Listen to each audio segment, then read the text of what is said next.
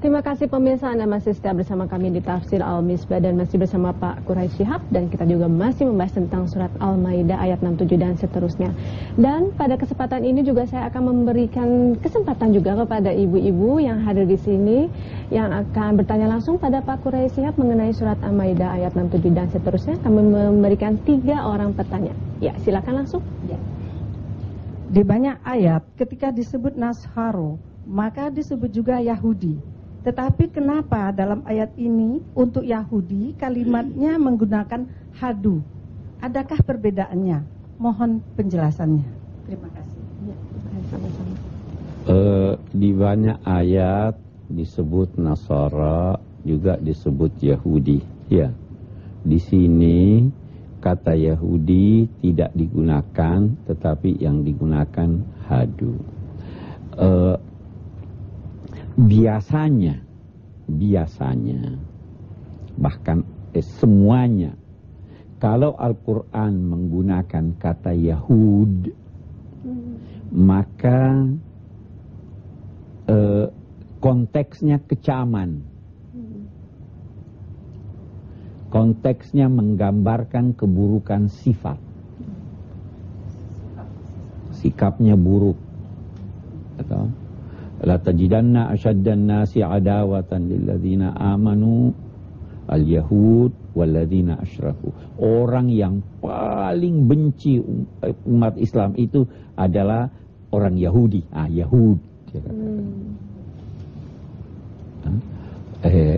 Begitu seterusnya.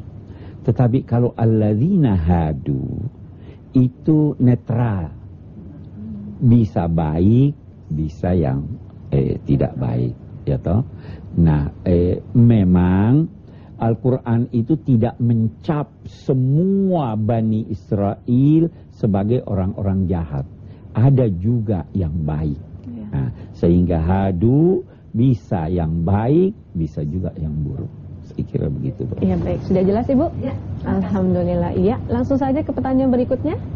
Pada waktu kita kecil kita suka diceritakan bahwa dulu Rasulullah waktu kecil pernah dibelah dadanya, yang maksudnya dibersihkan hatinya. Bila dihubungkan dengan kalimat Ustadz yang mengatakan bahwa Allah selalu menegur Rasulullah bila ada kekeliruan, apakah berarti Rasulullah juga punya salah seperti kita manusia? Yang pertama dulu, saya tidak sependapat dengan orang-orang yang berkata bahwa Rasul dibersihkan hatinya.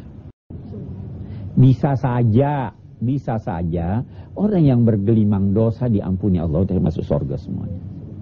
Tetapi hati-hati, bisa juga yang beramal soleh, yang beriman dinilai oleh Allah, ini imannya nggak bener nih, amal solehnya ria, ya ini masukkan neraka dulu, cuci dulu dia di sana.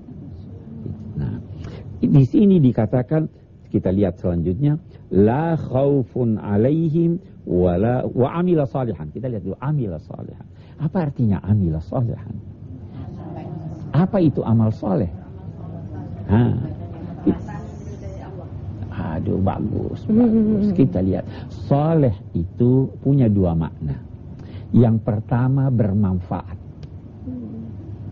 Amalnya bermanfaat untuk dirinya, untuk orang lain. Semakin banyak manfaatnya untuk orang lain, semakin bernilai amal itu. Kita lihat amal soleh yang lain.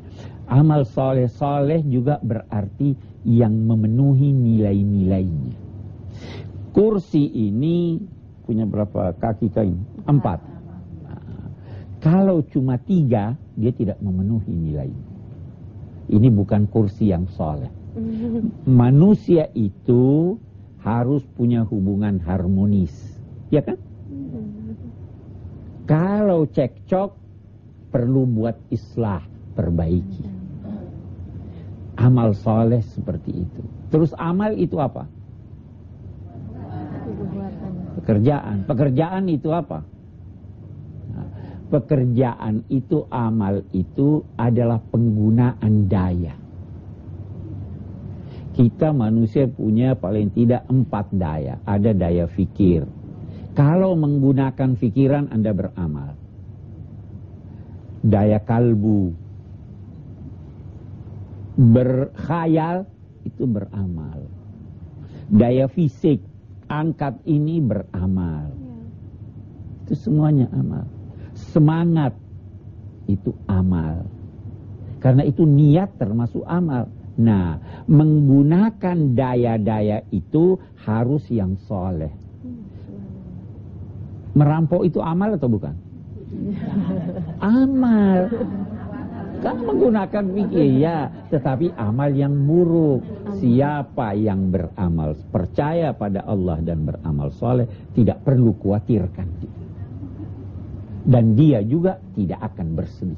Subhanallah, iya. Saya kira seperti Berarti dalam Al-Quran pun juga kita harus menjaga ketahuan kita kepada Allah ya Pak Quraisyah. Betul. Itu pun ada dalam Al-Quran, subhanallah. Ya pemirsa, nanti juga kita akan lanjutkan lebih dalam lagi tentang surat Al-Maidah ayat 67 dan seterusnya. Kami akan segera kembali, tetap bersama kami.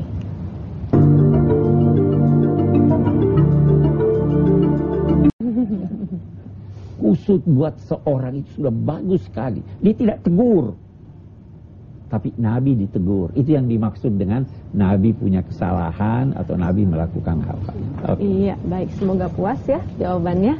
Ya, langsung ke pertanyaan berikutnya di segmen ini, pertanyaan terakhir ya, pertanyaan ketiga. Silahkan. Menurut Al-Quran, kapankah seorang mubalik sudah dikatakan benar telah menyampaikan risalah Islam? Ya, terima kasih. Ya, pada saat, kalau mau dikatakan telah menyampaikannya, pada saat dia menyampaikan segala sesuatu yang mesti disampaikannya. Ya, saya tidak bisa berkata apa. Dia giat ada, karena begini Bu, jangan anggap bahwa semua yang kita ketahui itu harus disampaikan pada saat itu. Semua yang salah, saya harus tegur salah pada saat itu. Ya. Saya harus lihat situasinya bagaimana nih. Ada manfaatnya sekarang atau tidak. Makin jauh dia dari ajaran agama kalau saya sampaikan, atau kira-kira dia bisa insaf. Jadi dia sudah menyampaikan risalah Islam. Kalau dia sudah menyampaikan apa yang mesti dia sampaikan sesuai dengan kondisi dan situasi. Saya beri contoh lebih konkret juga ini untuk pemirsa nih. Kita itu kalau orang khutbah Jumat, kan tidak boleh ditegur. Padahal boleh jadi dia ngomong, mestinya ditegur, tapi kita lihat situasinya bagaimana. Jangan tegur dia waktu